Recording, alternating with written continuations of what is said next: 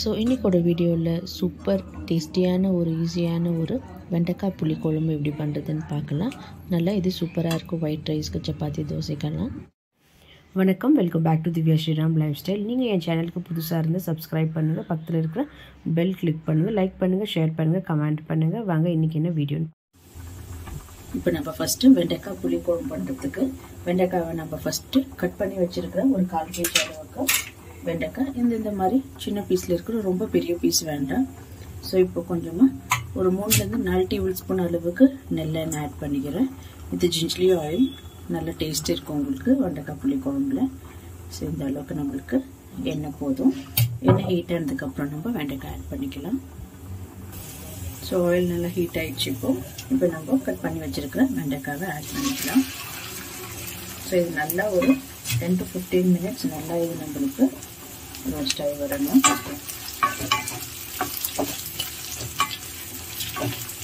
சரி, இப்போ நல்லா ரோஸ்ட் ஆகுது. ஸோ பாருங்க, இப்போ வெண்டைக்காய் நல்லா இப்போ வதங்கிடுச்சு. ஹை ஃப்ளேமில் ஒரு 10 minutes வச்சுட்டு, ஸோ இப்போ நம்ம இதை எடுத்துக்கலாம். எண்ணெயிலேருந்து இந்த மாதிரி வதங்கணும் வெண்டைக்காய். அது புளிக்குழம்புக்கு நல்லா இருக்கும். இல்லைன்னா ஒரு மாதிரி நல்லா இருக்காது. இது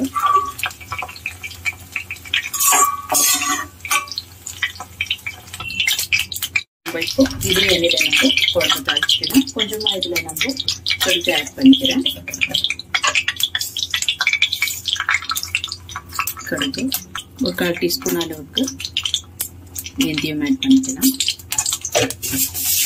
ஸோ இப்போ இமீடியட்டா நம்ம ஆனியன் ஆட் பண்ணிக்கலாம். எண்ணெய் நல்லா சூடாக இருக்குது. வெந்தயம்னா நல்லா தீஞ்சிடும் இதில்.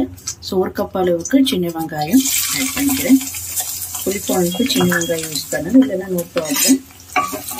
நான் சின்ன வெங்காயம் யூஸ் பண்ணால் நல்லா டேஸ்ட்டாக இருக்கும். ஸோ போட்டாச்சு. இது கூடவே ஒரு 1/4 கப் அளவுக்கு, இல்லைன்னா இந்த அளவுக்கு ஒரு ஃபுல் பூண்டு உரிச்சு கட் பண்ணி சாப் பண்ணி வச்சுருக்கேன் சின்ன சின்னதாக. அதுவும் இது எண்ணெயிலே ஆட் பண்ணிக்கலாம். நம்ம கொஞ்சம் ஃப்ரெஷ்ஷான கறிவேப்பிலை ஆட் பண்ணிக்கலாம். வெங்காயம் நல்லா வதங்கினா தான் நம்மளுக்கு கிரேவி நல்லா திக்காக கிடைக்கும். ஸோ பாருங்கள், வெங்காயம் பூண்டெல்லாம் நல்லா இப்போ நம்மளுக்கு ரோஸ்ட் ஆகிடுச்சு. இதில் இப்போ 2 மீடியம் சைஸ் டொமேட்டோ சாப் பண்ணி வச்சுருக்கிறேன், சின்ன சின்னதாக கட் பண்ணி வச்சுருக்கிறேன். அதை ஆட் பண்ணிக்கலாம். ஸோ இதில் கொஞ்சம் 1 டீஸ்பூன் அளவுக்கு உப்பு ஆட் பண்ணிக்கிறேன். அதை சீக்கிரம் குக் ஆகிடும் தக்காளி வெங்காயமெல்லாம்.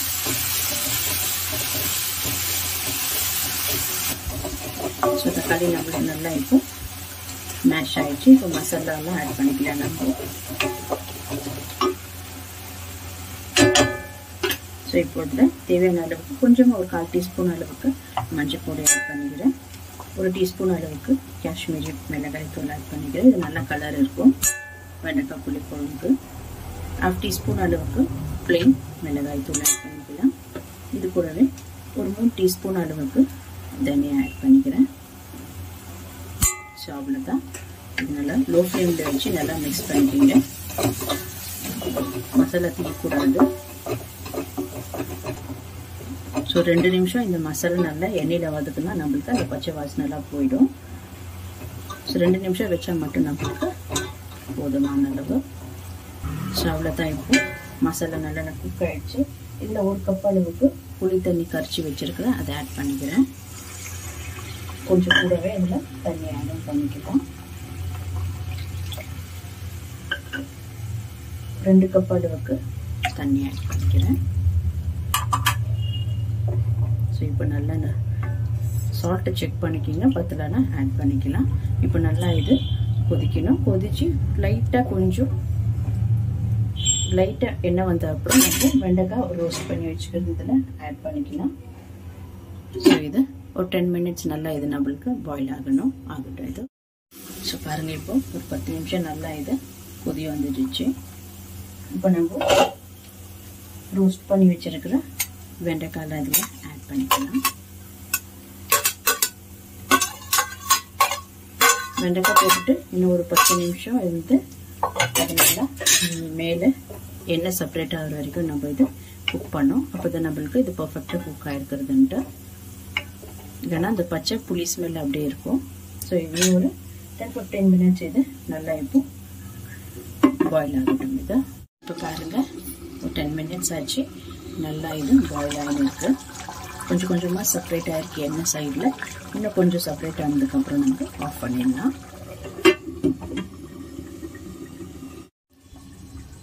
பாருங்கள், இப்போ டோட்டலி 15 மினிட்ஸ் ஆச்சு. இப்போ நம்மளுக்கு எண்ணெயெல்லாம் மேலே கம்ப்ளீட்டாக வந்திருக்கு பாருங்கள். இப்போ பர்ஃபெக்டாக நம்மளுக்கு இது குக் ஆகிருக்கு. இப்போ ஃப்ளேம் ஆஃப் பண்ணிடலாம்.